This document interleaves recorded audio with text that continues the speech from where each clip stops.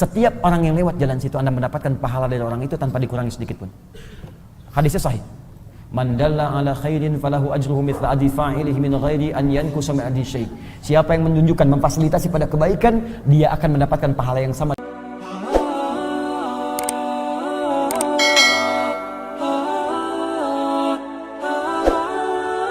Dahulu saya adalah orang yang rajin belajar sains, tapi seketika saya kenal dakwah hingga akhirnya saya kuliah sambil nyantri. Tetapi sekarang saya malah kurang tertarik untuk belajar giat di sains, kecuali bila mau ujian. Apakah yang harus saya lakukan, Ustaz, agar saya bisa dekat dengan Allah tapi saya juga kembali semangat belajar sains tanpa mencintai dunia? Ya tinggal semangat. Semangat. Semangat. Lawan dari pesimis, optimis. Lawan dari malas, rajin. Lawan dari kurang semangat, semangat. Jadi begini, jangan memisah-misahkan keutamaan itu. Allah berikan keutamaan. Ilmu itu ada yang pokok sifatnya, ada yang pokok, ada yang sifatnya umum sebagai pelengkap. Ya, yang pokok itu yang semua orang mesti menguasai. Semua, misal akidah, semua mesti paham. Asyhadu an la ilaha illallah wa asyhadu anna Muhammadan rasulullah. La-nya nafi, nafi itu menafikan semua. Illanya isbat, menetapkan satu. Jadi kalau sudah syahadat, sudah jangan terpikir yang lain lagi. Cuma Allah Tuhan, yang lain bukan. Selesai. Mesti paham. Tapi kita menghormati yang lain. La ikraha fiddin, gak boleh paksa orang masuk Islam. Lakum dinukum waliyadin, untuk agamamu dan untuk agamaku. La, jangan celah orang-orang lain yang beda keyakinan. Dakwahi boleh, silahkan. Kita hormati, tapi tetap kita punya keyakinan Tuhan kita, Allah yang benar, yang lain bukan. Jangan campur adukan agama. Toleransi itu tidak harus memasuki tempat agama lain. Tidak harus ikut-ikutan ibadah agama lain. Toleransi itu hormati, jangan ganggu orang lain ketika sedang ibadah. Kalau bertanya, jawab. Jawab, dakwahi, silahkan. Tapi jangan ganggu, jangan celah. Sudah selesai, indah kan? Fair kan? Objektif kan? Di mana salahnya? Nggak ada. Ilmu tentang sholat, belajar, itu yang pokok. Kalau nggak tahu ilmunya, nggak tahu caranya, bagaimana sholat dengan benar? Ini kan banyak sindiran di Quran. Kata Al-Quran halus sekali. Ada orang sholat, pengen khusyuk, tapi nggak paham apa yang dibaca dalam sholatnya. Bagaimana Anda bisa khusyuk, teman-teman? Kalau Anda nggak paham yang dibaca dalam sholat, mustahil bisa khusyuk. Makanya ilmu tentang sholat disebut fikih. Fikih itu paham. Kalau belajar tentang ilmu agama mesti sampai paham. Paham. Supaya dengan pemahaman itu melahirkan kehusyuan saat dipraktekkan. Itu yang umum, yang pokok. Yang pokok-pokok mencakup untuk semua. Mau ustadz, mau kiai, mau profesor, mau dokter, mau dosen, mau pejabat, mau diplomat, mau birokrat, semua. Mau pebisnis, semua mesti paham itu. Tapi nanti ada ilmu-ilmu terapan yang dibawa sebagai passion kehidupan. Passionnya apa? Dan itu kemudian diniatkan sebagai amal soleh, maka dibuka oleh Allah jalurnya. Ada ilmu yang menguatkan untuk agama, disebut ulumus syariah atau ulumuddin. Apa diantara ilmunya? Ada tafsir untuk memahamkan Quran, ada ilmu hadis untuk memahamkan hadis, ada ilmu fiqih untuk menemukan produk hukum. Ada temuannya. Silahkan kalau ingin ambil ilmu syariat, silahkan. Ada yang kedua, ya al-ulumul amiyah, ilmu umum. Ilmu umum itu dibuat oleh Allah, diciptakan oleh Allah, disampaikan kepada kita untuk belajar. Untuk apa tujuannya? Untuk menguatkan nilai syariat supaya dibuktikan lewat ilmu umum. Harus dibangun dunia ini. Silakan bangun masjid kan yang bagus, bangun musalla, bangun rumah untuk berzikir. Kalau nggak ada yang masuk jurusan arsitektur, jurusan sipil, siapa yang bangun jalan? Siapa yang bikin pesawat? Siapa yang bisa fasilitasi untuk umrah? Apa Anda mau jalan kaki dari Bandung ke Mekah? Siapa yang bisa sholat dengan nyaman kalau nggak ada yang bangun masjidnya? Kalau nggak ada yang bikin kendaraannya? Kalau nggak ada yang bikin aplikasinya? Siapa yang bisa belajar dengan baik? Maka Anda jangan merendahkan diri kalau belajar sains, nilai Anda berkurang. Tidak. Tergantung kembali kepada niat. Karena itulah indahnya dalam Islam yang diukur itu niatnya. Maka di Al-Bukhari nomor hadis yang pertama, hadis dari Umar bin Khattab radhiyallahu ta'ala anhu mengatakan dari Nabi sallallahu alaihi wasallam, innamal a'malu binniyat. Maka niatkan pelajaran sains Anda untuk mendukung kemudian ilmu syariat. Dalam saat yang bersamaan belajarlah ilmu syariat yang pokok. Contoh, ini saya sedang kembangkan sekarang, saya diskusi tadi dengan Prof. Suwarno. Kami sekarang di divisi Al-Quran, kami punya bidang namanya ALC, At-Taisi Learning Center. Di antara turunan ALC itu menurunkan kurikulum Al-Quran untuk kehidupan. Di antara itu ada program untuk menghafal Quran. Kita turunkan seperti apa Quran dihafal menurut Al-Quran. Ternyata luar biasa. Bisa cuma 30 hari. Kita buka angkatan pertama, ada yang hafal 24 hari, 25 hari. Hafal 30 juz, bukan juz 30. Ya. Itu 24 hari, 25 hari, 30 hari. Sekarang sedang angkatan kedua. Nah, sekarang ada proyek yang sangat indah. Kenapa Anda tidak bisa bikin paket begini? Misalnya untuk mahasiswa di sini atau umum. Ada orang yang nggak kuliah pun 30 hari bisa hafal Quran. Kenapa Anda 4 tahun nggak punya target di sini untuk menghafal? Ternyata bisa dihafal 30 hari. Kenapa nggak Anda turunkan bagi dalam 4 tahun? Anda menghafal 1 halaman saja per hari, itu paling lambat 2 tahun 1 halaman. Artinya kalau paling telat 4 tahun Anda sambil diwisuda sebagai Anda insinyur, saat bersamaan penghafal Quran 30 juz, Anda butuh setengah halaman setiap hari.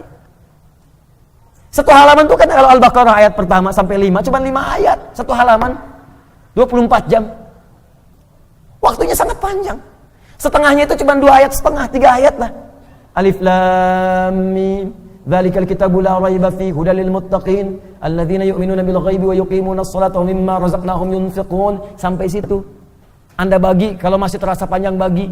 Ba'da subuh 1 ayat, ba'da zuhur 1 ayat, ba'da asar 1 ayat, maghrib di murajaah, isya diulang dalam tahajud cuma 3 ayat. Sehari, tiap hari begitu. 4 tahun ketika Anda wisuda 30 juz dan hafal. Jangan pisahkan, Anda bisa menggali itu.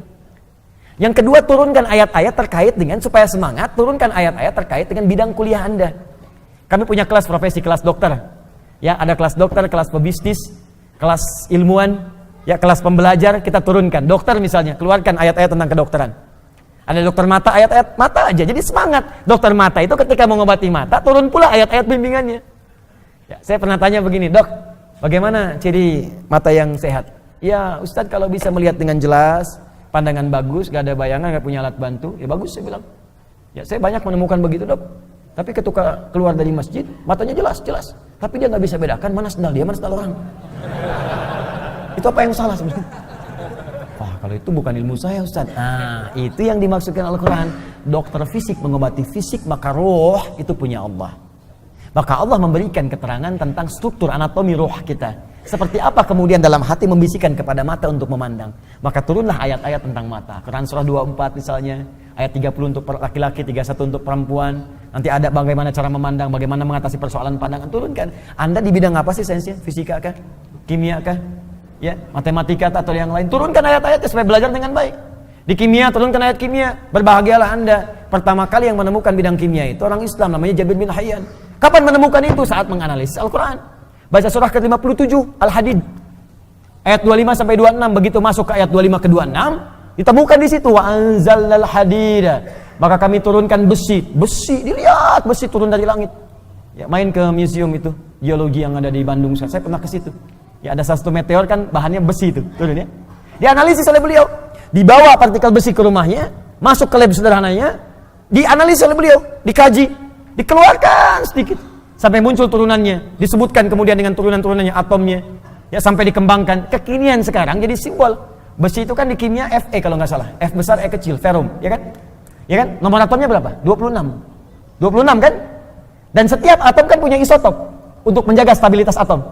Bukankah isotop untuk atom besi ferum itu 55, ada 4 kan? 55, 56, 57, 58 kan? Dan yang paling stabil isotopnya 57. Ya kan? Surah 57 Al-Hadid besi. Ayat 25 sampai 26. Nomor atom 26 dan isotopnya nomor 57. Itu. Saya belajar kimia. Saya belajar fisika. Saya kalau waktu-waktu senggang nggak ceramah, saya ke toko buku. Saya beli buku-buku fisika, kimia, matematika, saya latihan sendiri. Saya belajar. Kalau ada anak-anak kuliahan, kamu kuliah mana? Jurusan mana? Fisika. Kamu bawa semua pelajaran fisika kamu sekarang sini, ajarkan saya ajarkan kamu apa yang kamu inginkan. Kita sama-sama belajar. Dengan seperti itu waktu kita tuh terisi semuanya, enak belajar, nyaman. Nah, jadi kalau Anda keluarkan itu, Anda pun akan semangat, termotivasi. Dan berbahagialah teman-teman sekalian ketika hasil kuliah Anda memberikan Anda gelar, kemudian Anda beramal diniatkan sebagai ibadah, maka semua yang menggunakan fasilitas Anda mendapatkan bagian pahalanya. Anda kuliah di sini, misal jurusan teknik sipil, selesai. Tiba-tiba Anda bangun jalan. Jalan itu dilewati oleh orang sholat.